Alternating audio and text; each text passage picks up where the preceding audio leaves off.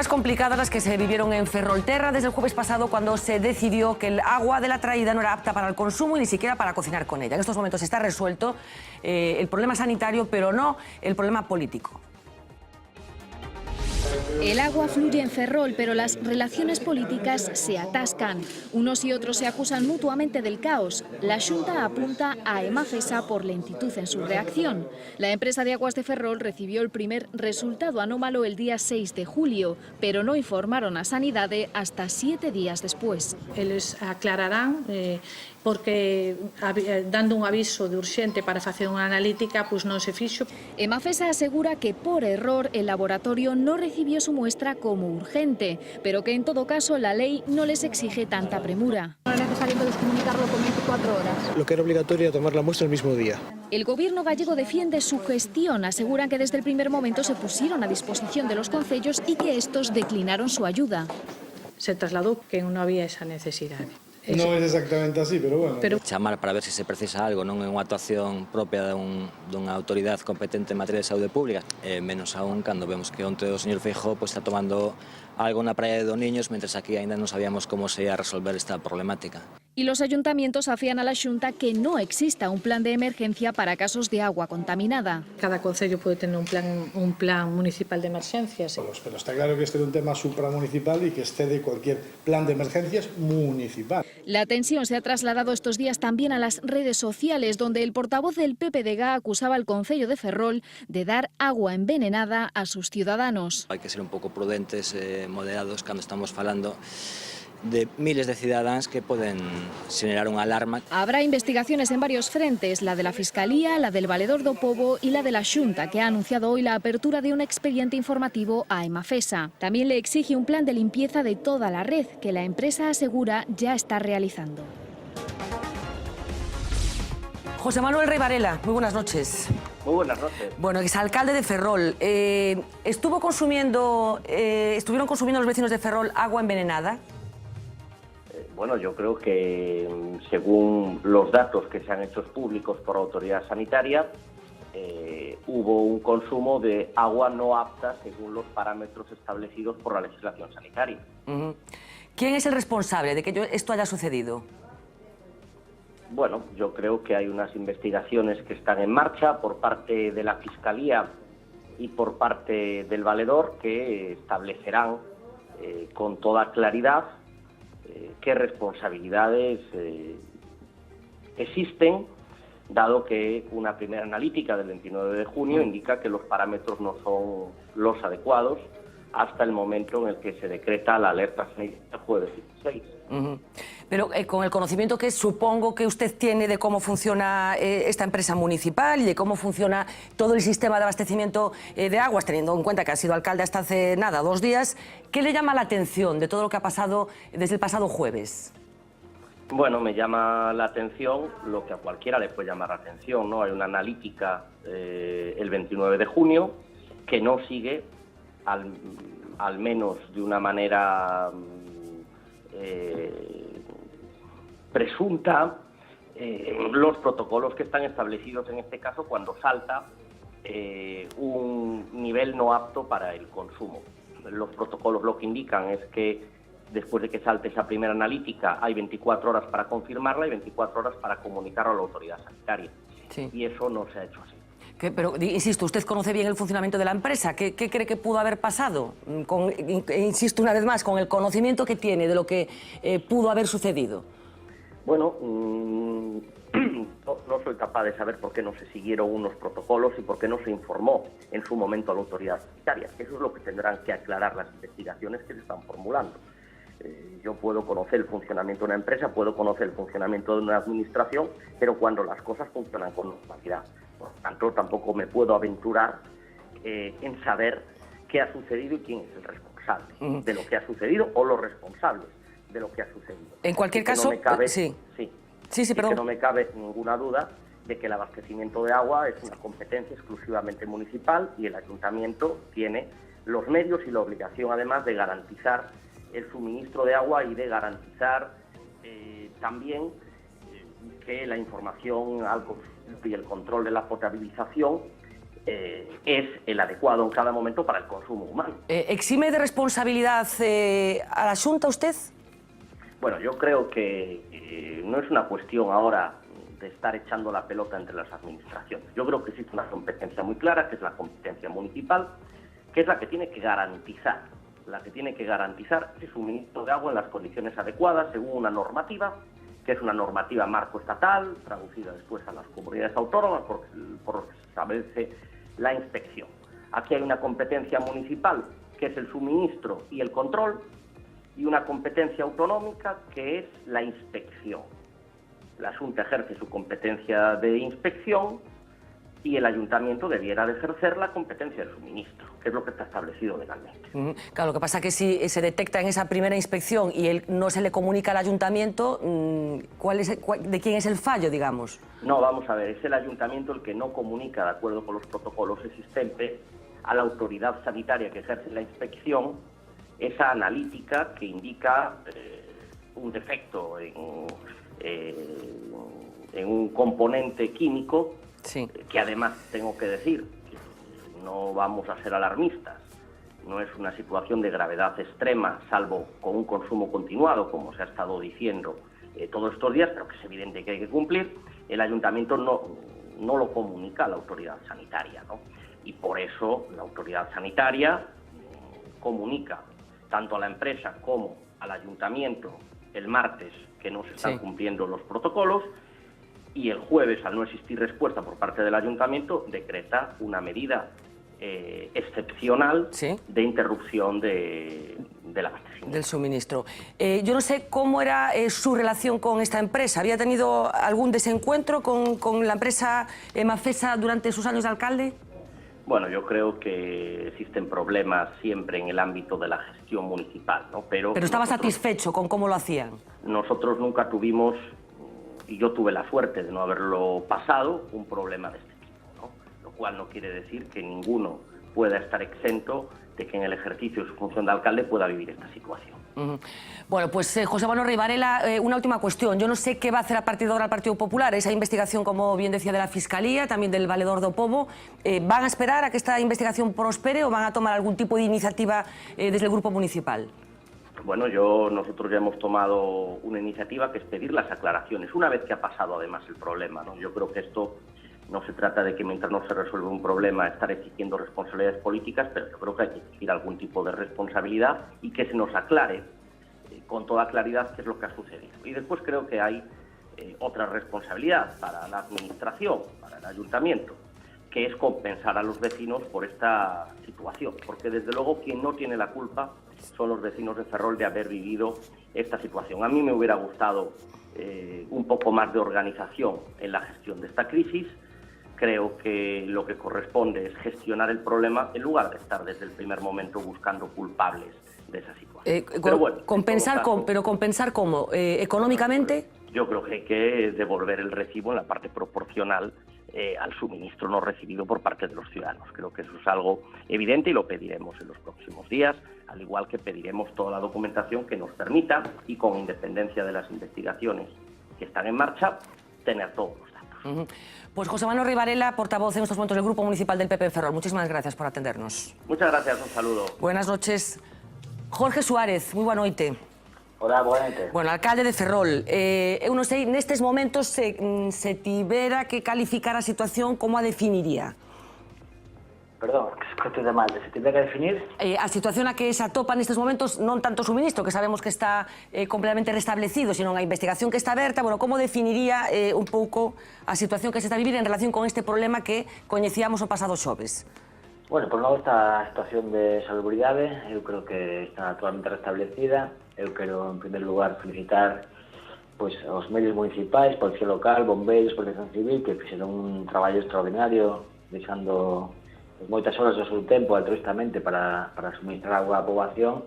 E logo está o tema político, onde quereu derivar, agora mesmo, o exalcalde de Ferrol e a delegada provincial da Xunta de Galicia, que, pretenden facer desto unha batalla política para sacar réditos de cara ao seu propio interese. Eu creo que hai unha situación na que a Xunta non apareceu nas 72 primeiras horas dun problema que cede da competencia municipal, que é a saúde pública, bueno, creo que deberán responder por iso. Eles aseguran que o Concello non comunicou á Xunta o resultado desas analíticas. É así, Jorge?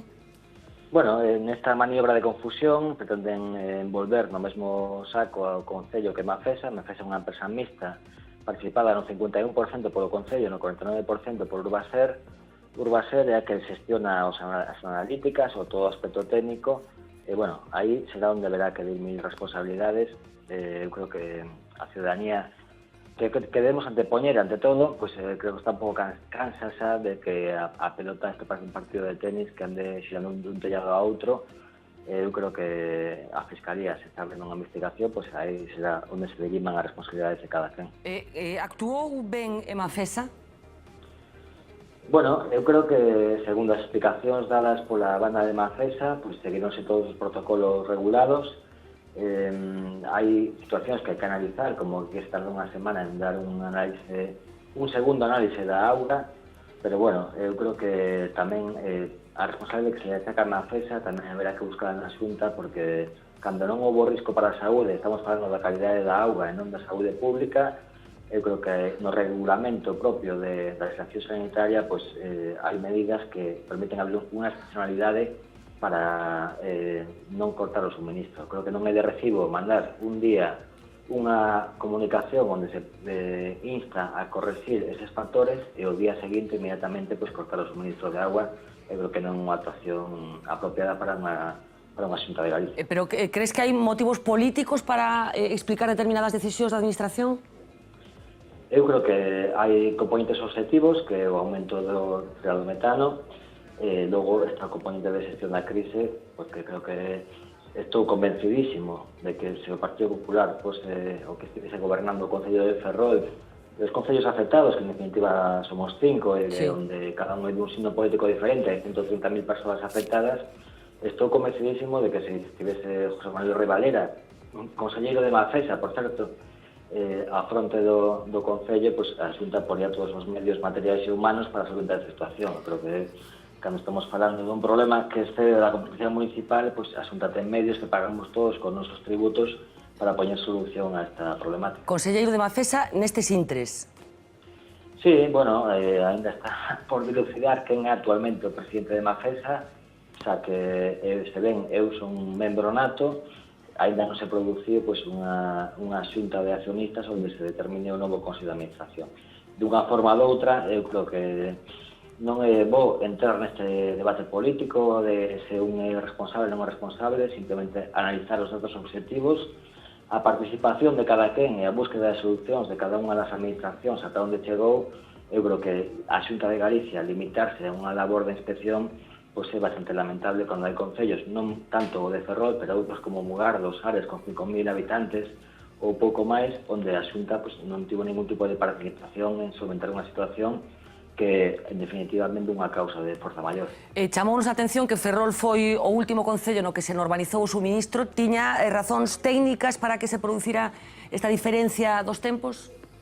Bueno, eu creo que aí hai que analizar tamén os protocolos que segue Sanidade, porque eu creo que non é de recibo pois que Mafesa, a empresa pública, faiga 15 análisis por cada concello, e logo a Xunta de Galicia, cun único análise para unha poboación de 30.000 habitantes, lle dé a mesma validez que outro análise único tamén para outra poboación, como a de Mugardos, de 5.000 habitantes. Deuse a paradoxa de que temos un barrio en Ferrol que se chama Santa Cecilia, pois que simplemente cruzando a Belarrúa a auga era potable e na Belarrúa de enfrente pois non era potable. Creo que hai que mellorar esos protocolos porque unha única mostra para un espectro tan amplo, pois eu creo que non é rigorosa nin obxectiva. Xa para rematar, alcalde, escoitábamos hai un segundo a Rivarela anunciar que van reclamar compensacións para os veciños. Eu non sei que ten que decir desto. Bueno, eu creo que, obviamente, aquí hai un prexuizo que nos preocupa máis a todos. Eu creo que non hai que agardar a que se interpoñen as reclamacións por parte de cada un dos veciños, senón que a empresa mixta debe asumir, ainda que fora por razóns de forza maior, este prexuizo que a todos os veciños. Eu entendo que Mafesa deberá ser quen de oficio non na carga do recibo non me imputes estes 3 días nos que non se puede consumir agua. Bueno, en calquer caso, estamos falando de cantidades menores. Eu non sei, por exemplo, a hostelería, si teñen unha pequena idea no Concello do que supuxo esta crise, tendo en conta que, por exemplo, supoño que moitas cafeterías deixaron de ofrecer cafés, por exemplo. Sí, bueno, a percepción que teño eu, cando menos, da alarma social causada, quitando estas primeiras horas de confusión, é que a poboación de Ferrol asumiu esta crise con certa normalidade. Eu creo que a hostelería sí que foi a gran perjudicada, claro, pero nós estamos aquí para compensar os danos causados e para ser parte, xunto con estes hosteleiros e con toda a ciudadanía en xeral, para que Emafesa compense estas perdas ocasionadas non só pola falta de auga de consumo para os domicilios, sino tamén para a hostelería. Pero, perdona, alcalde, no caso da hostelería, barallades a posibilidade de reclamar algún tipo de indemnización? Bueno, eso tenemos que sentarnos con os hosteleiros e valorar o tipo de dano causado. Entramos nun terreo un pouco subjetivo, pero dende logo que nos estamos dispostos a demandar de Emafesa toda a responsabilidade e que se chegue a compensar o dano objetivo causado. Bueno, pois Jorge Suárez, alcalde de Ferrol, unha noite máis. Moitísimas grazas por atendernos e por aclararnos que está sucedendo con este asunto, que quedou resolto no que compete a alerta sanitaria, se me permite expresión, pero que continúa moi quente no que compete a parte política. Graciñas. Nada, gracias a vos. Moi boa noite. Manuel. Bueno, creo que en toda esta crisis hay cosas que no se entienden bien. Y cuando no se entienden bien es que no están claras. Para mí, la primera cuestión que no está clara es porque los análisis se hacen en un laboratorio de Castellón.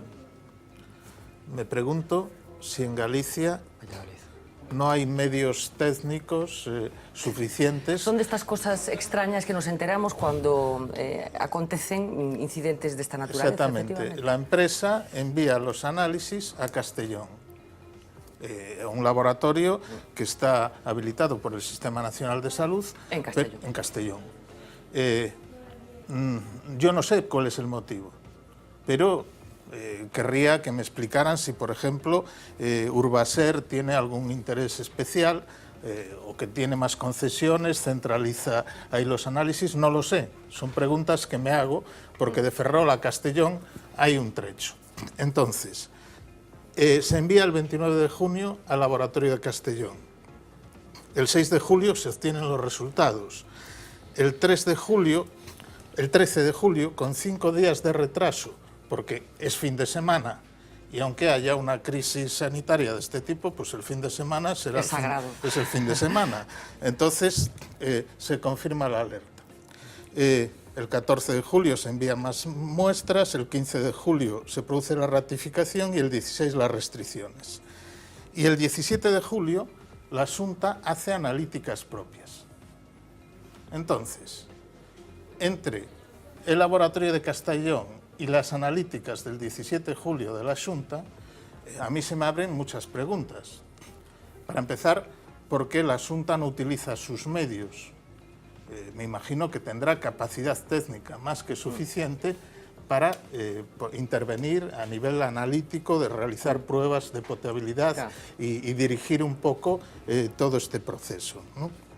Entonces, me parece, uno se puede amparar en que las competencias son de inspección, que esto le corresponda a la empresa, etcétera. Pero considero que en una crisis de este tipo la actitud debe ser otra. Entonces, al final, yo creo, por otra parte, un envío se dice que fue urgente, pero que no desapareció la etiqueta de urgente, que no se sabe bien. En cualquier caso, se transmite una idea de una cierta negligencia en el tratamiento de esto. En cualquier caso, una exposición innecesaria a algo que se sabía que no estaba bien. Y la auténtica pregunta para mí nace a veces de los datos, de lo más obvio. ¿Por qué hay que enviar una muestra de Ferrol a Castelló. Pues mira, tienes razón, se lo podemos haber preguntado al alcalde. Solo dos Fran, matices sí. muy rápidos.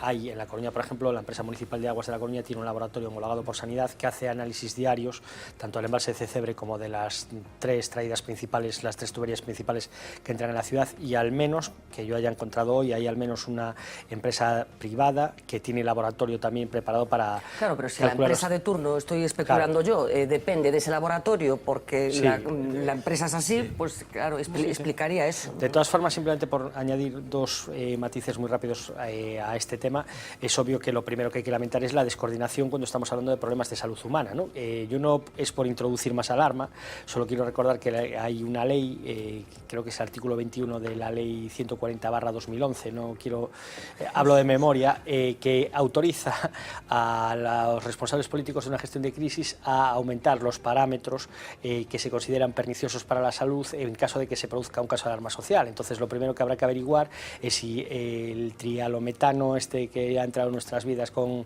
la misma fuerza que la prima de riesgo, el acuerdo marco de Valentín, si de verdad se ha elevado el techo permitido para la salud de las personas o no, porque lo que queda de este caso, una vez más, es otra pésima gestión de una crisis, ¿no? Han estado callados sin contarnos la verdad, tirándose los trastos, y al final, ¿qué pasa con esa gente que está bebiendo el agua o que ha bebido el agua? No, y sobre todo el tiempo que ha transcurrido entre que se detecta el problema hasta que se toma una decisión más o menos que es lo más lamentable de todo, ¿no? Que es de una todas cosa las muy partes. llamativa, aunque ahora efectivamente se diga que la exposición al trialometano será peligrosa para la salud cuando sea muy prolongada en el Sí, se habla de tiempo, pero 30 años de consumo permanente para que se pudiera producir el día que nos proceso. enteremos de todo lo que estamos ingiriendo, a lo mejor nos tiramos al No mar preguntes. directamente. Muchos años de consumo, Claro. 30 años. A ver, Gonzalo. Hay que conocer también, yo creo que un poco los actores que configuran todo esto y darse cuenta también Hasta de la un poco culpa no la tiene la marea. cuál No es... Bueno, te recuerdo que justo nada más después de acabar las elecciones hubo un alcalde que presumió, o que iba a ser alcalde, de que él no era gestor, sino que era un activista. Claro, cuando uno... Y hecho el trialometano. Cuando uno tiene la primera crisis y le mete la pata de esta altura, no, lo del trialometano lo dijo muy bien José Manuel, eso le puede pasar a cualquier alcalde, le puede pasar a cualquiera. Ahora, que haya un alcalde que no asuma sus funciones, que es el presidente de la compañía esta de aguas y que no se entera absolutamente de nada, y que después, cuando surge el problema, cuando se entera del problema, porque la Xunta de Galicia el día siguiente a tener conocimiento de esto es cuando da la alerta, se dedica a echar balones fuera y a responsabilizar al resto y no a asumir sus propias competencias, es el presidente ese. El Ayuntamiento de La Coruña tiene 51% de esta empresa. Y este señor... De Ferrol, perdona. Y este señor renuncia a sus competencias, no toma ninguna decisión y es extremadamente irresponsable porque desde el 6 de junio esta empresa, de la que él es el presidente, de la que él posee el 51%, no dice absolutamente nada. Claro, eso es lo que pasa cuando uno, en vez de gestionar, presume ser activista, cuando uno, en vez de gestionar, está de fotos, está reuniéndose con Garzón, está reuniéndose con Beiras, está reuniéndose con Pablo Iglesias, está criticando o revisando los otros problemas, no sabe qué hacer con la Semana Santa, no sabe qué hacer con los cuadros, no sabe qué hacer con todas esas cosas. Entonces, cuando uno no gestiona, desprecia la gestión y desprecia los asuntos que afectan a los ciudadanos y se dedica a hacer ese revisionismo, pues pasan estas cosas. Todos Pablo los políticos se Arangüena. reúnen. Me parece a mí que A ver, Pablo Con Arangüena. Sarkozy. A ver, este mensaje que aquí. transmite Gonzalo, interesado, claro, de que la gestión y la no gestión, los activistas y tal, bueno, parece que los activistas que han entrado en el Concello de A Coruña últimamente se han encontrado una situación económicamente no muy saneada, una gestión que no parece que haya sido precisamente brillante.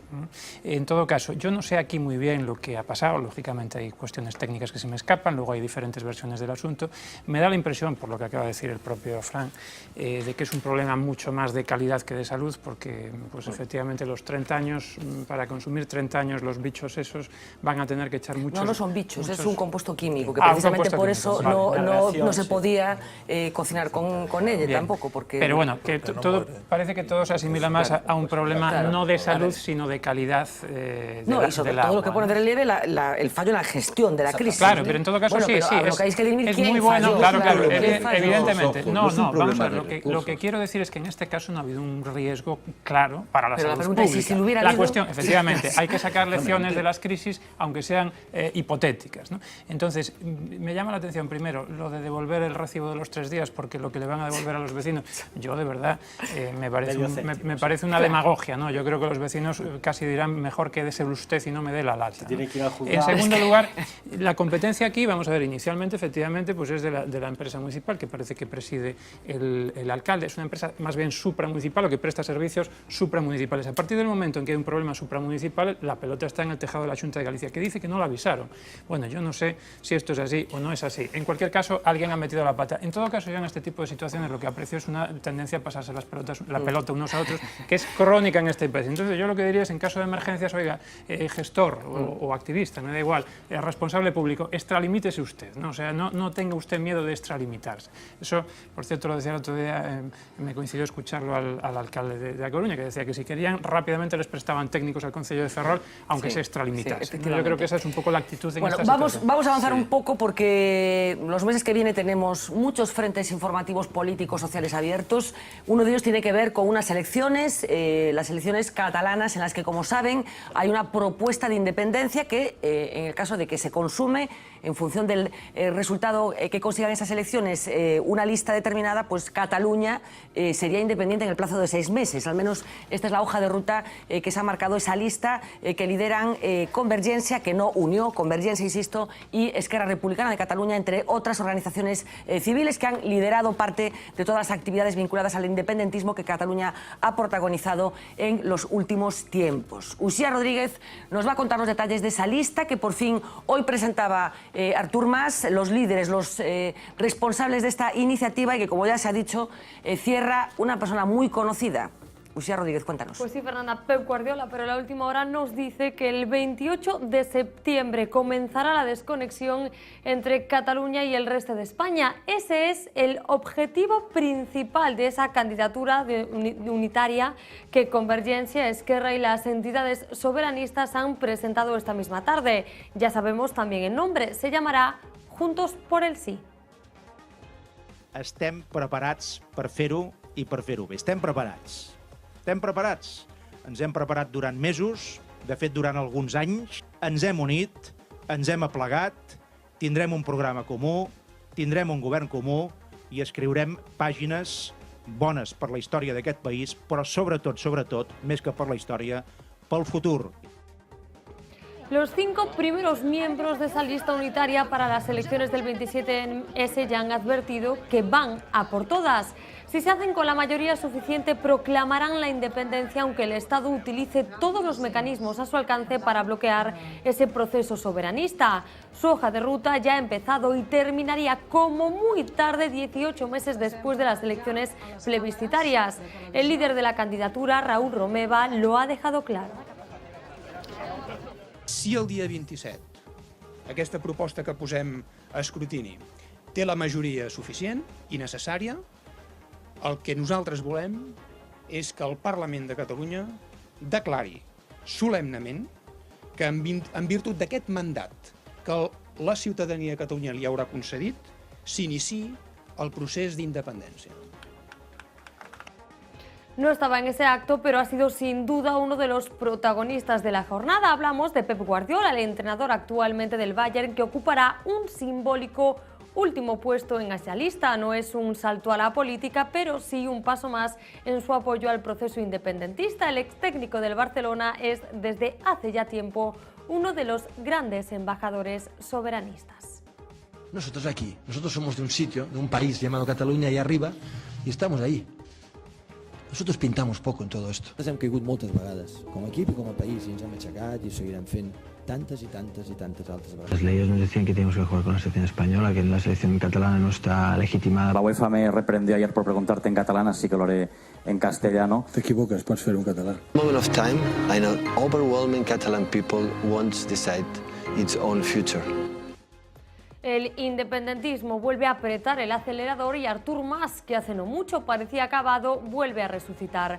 Su precampaña ya ha comenzado, llama a los 2 millones de catalanes que el pasado 9N votaron a favor de la independencia a que apoyen ahora esa lista unitaria. La precampaña de esas elecciones en las que parece que hay que elegir mucho más que un gobierno, vaya, se ha empezado ya.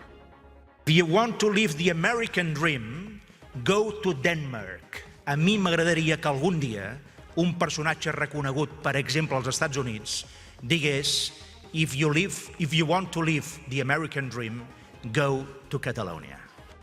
Ese nuevo órdago de Artur Mas nos dejaba el pasado viernes una de las imágenes más simbólicas y también más comentadas de los últimos días, la primera visita oficial del presidente a la Zarzuela después de que se conociera ese nuevo plan soberanista.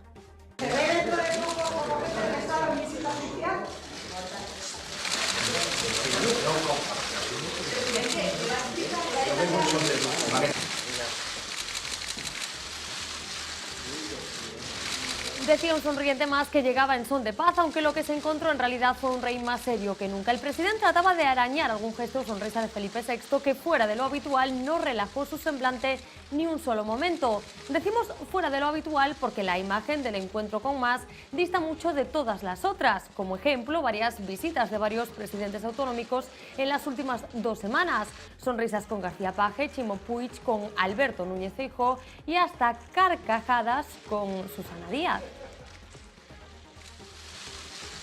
Vamos a ver ese mismo encuentro, pero con el presidente Artur Mas. Está claro que el monarca quiso marcar la diferencia.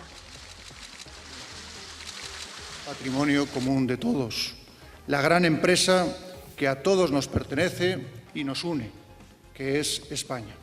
Pero también para alcanzar el éxito es preciso un entorno institucional en el que las autoridades se atengan, nos atengamos en todo momento y con responsabilidad a nuestros respectivos deberes y obligaciones constitucionales y en un marco que ofrezca seguridad jurídica, respeto a la ley, confianza y estabilidad. Aunque a Artur Mas le han salido más enemigos, esta tarde Pablo Iglesias ejercía de cabeza visible en la presentación de Catalunya sí se puede. Ese es el primer acuerdo de Podemos para concurrir a las generales con otras fuerzas, en este caso con Iniciativa y Esquerra Unida, aunque el primer objetivo de esta candidatura es el 27S. Lo presentan como un duelo entre 2 modelos de país.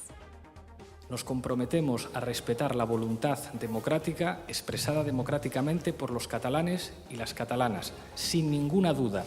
La manera en la que eso se pueda concretar jurídicamente, seguramente, como sabe todo el mundo, presentará dificultades. Nosotros hablamos de la necesidad de un proceso constituyente, no estamos poniendo una excusa. Lo dice alguien que no quiere que Cataluña se vaya de España, pero que entiende que el futuro de los catalanes y las catalanas les corresponde a ellos decidir por qué caminos va a transitar. Y mientras Fernanda, el Gobierno dice que está preparado para actuar otra vez contra Mas si fuese necesario. Bueno, pues así están las cosas en estos momentos, Manuel. Yo no sé cómo hay que interpretar lo que está sucediendo, si tiene visos de ese plan de Artur Mas y de Junqueras se puede ejecutar, si podemos estar hablando de que en un futuro inmediato Cataluña puede iniciar un proceso de segregación unilateral. Considero que si efectivamente son mayoría, obtienen la mayoría, lo van a intentar, ¿no? ¿Pero crees que se va a producir esa mayoría suficiente? Considero que no. Vamos a ver, el independentismo había bajado últimamente, se había desinflado un poco todo esto. Tengo que decir que Mas es un hombre absolutamente contumaz, ¿no? Y que en este sentido lo quiere. Pero pocas cosas ha conseguido con esa contumacia. Ha conseguido, sí, bueno, la coalición de la que lleva formando parte 30 años ya no existe. Tiene menos diputados de los que tenía antes de la segunda convocatoria electoral. Quiero decir, pero ha conseguido que Oriol Junqueras renunciara a ir con su propio partido a las elecciones, cuando algunas encuestas decían que podría ser incluso la primera fuerza. Ha conseguido unir a las asociaciones independentistas. Vamos a ver, a Mas en este momento su partido ya no le importa nada. A Mas en este momento le importa erigirse en el que va a conducir al pueblo catalán a la tierra prometida. Entonces, esta es su causa, ya no es una causa de partido, es una causa personal. Y hay que decir que en esa causa pone todo su empeño. Y cuando parece que la marea bajaba, él consigue, a través de una pirueta política, volver a poner esto en primer plano y con una gran potencia, con una gran fuerza. Pero es el todo o nada, supongo. Es el todo o nada. De todas formas... Que si le sale mal este experimento... Evidentemente hunde a su partido, se hunde a sí mismo y muchas cosas más. Es un órdago en toda regla. Es un órdago en toda regla y en el fondo él está atemorizado porque las cuentas no le salen. Por eso mismo, en la intervención que hizo este pasado fin de semana, él sabe muy bien que tiene que contar con los sí, sí y con los sí, no del referéndum que él mismo promovió. Es decir, en las dos preguntas que se planteaban en el referéndum, una, si querían que Cataluña fuera un Estado independiente, y la segunda, en caso de que fuera un Estado independiente, separado, que se produjera la secesión respecto de España, hubo un porcentaje de catalanes que se pronunciaron por el sí, sí, y otro por el sí, no. Sin todos esos, las cuentas no le salen. Por eso está haciendo un intento incluso de atraer hacia su candidatura y hacia su alternativa a gente que puede estar mucho más en la línea de Podemos, de los nuevos movimientos sociales, el propio candidato, el propio número uno, que en cualquier caso no presidiría ese nuevo gobierno, en caso de que el número uno es un hombre de la izquierda, de la izquierda catalana, de la Iniciativa per Catalunya Verds. Y no sé cómo habrá recibido esto de Mas, que acaba de decir que aspira, o que dijo en su momento, que Cataluña aspira a realizar el sueño americano. En realidad es un cambalache tremendo, ¿no? Y tampoco Mas evita las críticas a la CUP, que en su momento fue un aliado fundamental porque se desmarca de esta iniciativa. En definitiva, él necesita de todos y realmente ahí va a estar la clave, si los va a tener o no. Pablo, ¿cómo lo ves tú? ¿Cómo ves tú el papel, por supuesto, que está jugando esta lista unitaria, pero también el papel que ha pasado a jugar Podemos, Pablo Iglesias, teniendo en cuenta la debilidad suprema del PSC, la debilidad suprema del Partido Popular de Cataluña, y también cómo crees tú que tiene que reaccionar el Estado, cómo tiene que reaccionar Madrid, digamos, para entendernos? Bueno, respecto a CiU, yo me parece, en primer lugar, una irresponsabilidad total y absoluta.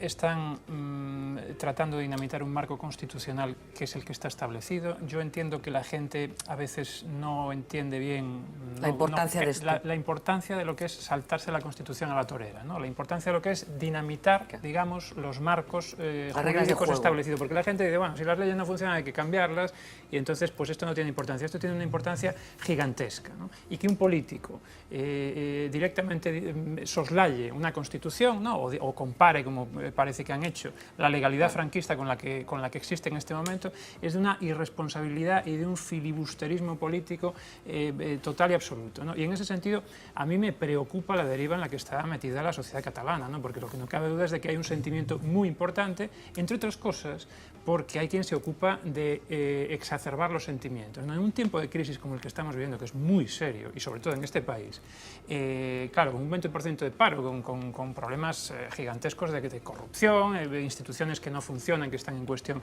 permanentemente, lo más fácil para un político es azuzar y echar leña al fuego de los sentimientos, ¿no? Pero, claro, el problema de los catalanes no es su identidad nacional, el problema de los catalanes en este momento es el paro, es la deuda muy grande que tienen, es el déficit, son los servicios, etc. Por tanto, CiU, ¿qué hace? En primer lugar, son irresponsables. En segundo lugar... Bueno, en estos momentos ya no CiU, Convergencia, porque Unió se salió... bueno, sí, correcto, claro. Convergencia, que básicamente que es la parte más gorda, digamos. Sí, de hecho una parte de Unió se pasó a Convergencia. Y las encuestas, además, a Unió prácticamente le dan la desaparición, ¿no? Entonces, lo que queda de Convergencia y Unió, que es Convergencia, está jugando corresponde la responsabilidad, primero por lo que estoy diciendo, y segundo porque esconde con este planteamiento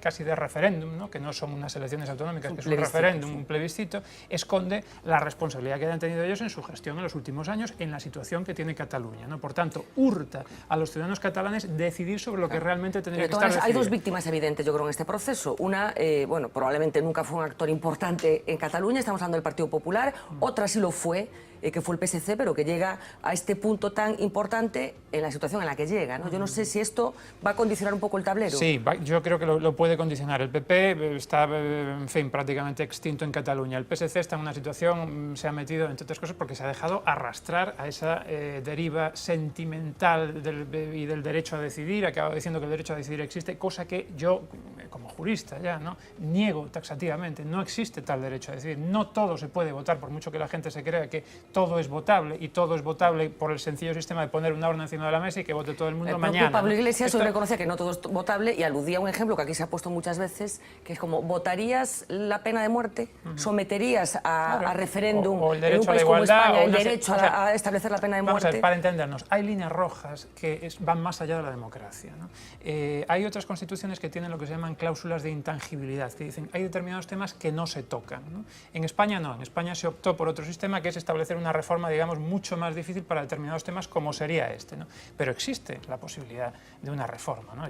Sentándose todo el mundo y acordándolo. ¿Qué pasa? Que yo creo que sería nefasto, es decir, jugar en este momento con una cuestión que puede tener unas consecuencias económicas en primer lugar, económicas, pero luego ya de enfrentamientos, o sea, se han producido guerras por menos de esto, ¿no? Económicas, en un momento de una situación de incertidumbre económica gigantesca, cuando España está en una situación muy en la cuerda floja. ¿Qué tiene que hacer el Estado, Podemos, Pablo, ya para terminar? primero, tú me preguntabas por Podemos. Podemos, yo lo que no sé es si va a apostar claramente por decir que el derecho a decidir no existe, ¿no? Porque como son de esa... Ha dicho que sí.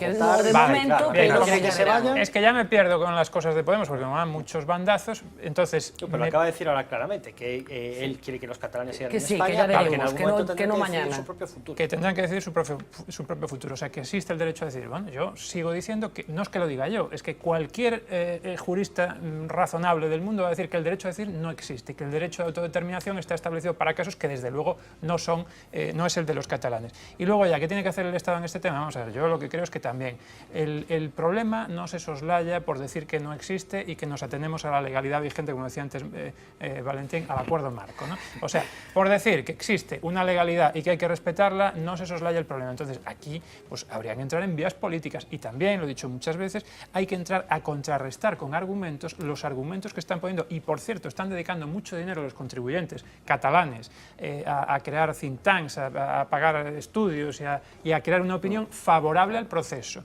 El Estado también tiene que crear una opinión racionalizando y explicándole a los catalanes que, aparte de la cuestión sentimental, hay una cuestión de dinero, hay una cuestión de viabilidad jurídica, técnica, política, de todo este tinglado. Por tanto, hay que entrar en política en algún momento. Gonzalo Treno. Hombre, lo que veo es que en todo esto, porque es un sinsentido, o sea, que es un sentido que cualquier persona normal, cualquier persona con un mínimo de lógica o de comprensión de los procesos judiciales, incluso también de los procesos electorales o jurídicos, todo esto es que se sale de lo comprensible. Es decir, esto es un proceso, ya digo, completamente surrealista.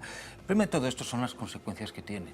Y la primera consecuencia, y quizá la más importante, es que tiene una sociedad catalana completamente dividida. Ahora mismo en Cataluña hay los buenos y hay los malos, porque el discurso que utiliza el gobierno es un discurso de buenos catalanes y de malos catalanes. De buenos catalanes hay aquellos que fueron a votar favorablemente en aquel simulacro, aquella farsa de referéndum, y los malos catalanes son los que los que no fueron a votar, ¿no? Entonces, ese es el primero de los grandes problemas. El segundo gran problema que tienen es el abandono de los asuntos, de la gestión de los intereses de los ciudadanos. O sea, ahora mismo hay un desgobierno absoluto en Cataluña. Es decir, mientras que el resto de comunidades están preocupándose por su sanidad, por su educación, por si implementan políticas para combatir la pobreza, allí están preocupándose de ver cómo hacen avanzar esta locura en lo que le ha metido el S. Y después, el tercer gran factor, que es el que tú comentabas, es esa amenaza continua al Estado de Derecho. Quiere decir, y están alentando una ola de desobediencia que va a tener unas consecuencias terribles, donde los que van a pagar lo van a ser los propios ciudadanos. Sí, yo unos apuntes muy rápidos, ¿no? Primero, que le quedan 2 semanas para convocar elecciones y que yo le veo haciendo mucho paripé, pero que no es la primera vez que anuncia... poca firma. Claro, que no es la primera vez que anuncia una cosa y hace la contraria. Segundo, sería un poco extravagante que ahora mismo no es la primera vez. Recuerdo que el referéndum del 9 de noviembre se iba a celebrar coincidiendo con la diada, luego... Bueno, pero es distinto, un referéndum que solamente ellos, que había una parte que su planteamiento es idéntico a unas elecciones legislativas, que es lo que estamos hablando, unas elecciones legislativas en Cataluña. Todo, porque el que vaya, el próximo candidato son a la las terceras elecciones en 5 años. Que vaya el número 4, que vaya el número 4. No, o sea, es que eso tampoco está claro. Claro, eso no está nada claro. La cabeza del cartel va a ser el otro. Eso no está nada claro que vaya a ser el presidente, porque lo que el acuerdo... Es lo que dice. No, pero él tendrá que decidir luego, su grupo será el que tendrá que votar a ver si sale elegido o no. Y eso, como todos sabemos, luego cuando alguien va de número 1, luego para moverlo, eso de déjame la silla que me pongo yo, eso no funciona. O tradicionalmente no funciona. 1. 2, que Pablo Iglesias tiene toda la razón viendo la estrategia de Artur Mas. No existe la izquierda a la derecha, aquí vamos todos juntos. Ha elegido un cabeza de lista de izquierda, Iniciativa per Catalunya, y las números 2 y 3 son 2 entidades amplísimamente regadas por el dinero público de las subvenciones oficiales de la Generalitat de Cataluña, y eso obviamente le ha constituido ahí, pues digamos que ese parapeto que efectivamente permite disimular el estigma de perdedor de un señor que ha tardado prácticamente 14 años en llegar a la presidencia de la Generalitat. Y 3, y mucho más importante, que a mí casi tanto como lo que haga Artur Mas me preocupa lo que haga el Congreso español, que es el depositario del acuerdo marco de convivencia. La noche del acuerdo marco. Una cosa rapidísima. Me remito a los filósofos, ¿no? A Ortega y Gasset. Ortega y Gasset decía hace un montón de tiempo, un siglo, más, casi un siglo, hablaba de que el problema de este país hace un siglo era que faltaba una cosa que él llamaba un proyecto sugestivo de vida en común. Eso también está ahí, ¿no? Es decir, estar hoy en España es una cosa dura, ¿no? Entonces, quiero decir, la apelación al sentimiento que hagan, aunque a mí me parezca irresponsable e insolidaria, es eficaz. ¿Por qué? Porque estar en España hoy es muy duro y no existe un proyecto sugestivo de vida en común. Cuidado, Gonzalo, política es una apelación al sentimiento constante. No lo digo, pero espera, no es una crítica política. Esto hago como Valentín, responsabilidades compartidas. En este país no se ha sabido hacer un proyecto sugestivo. Pero dice que estamos hablando mucho de sentimientos últimamente cuando hablamos de política, porque también se considera, ellos mismos casi apelan a esa consideración de que Podemos en realidad no es un partido político, sino un estado de ánimo. Vamos a hacer una pausa y enseguida vamos a hablar de un senador que ha decidido serlo, pero no beneficiarse de lo que significa ser senador. Dice que un senador puede ingresar, entre unas cosas y otras, 9.000 euros al mes. Enseguida le contamos en concepto de qué.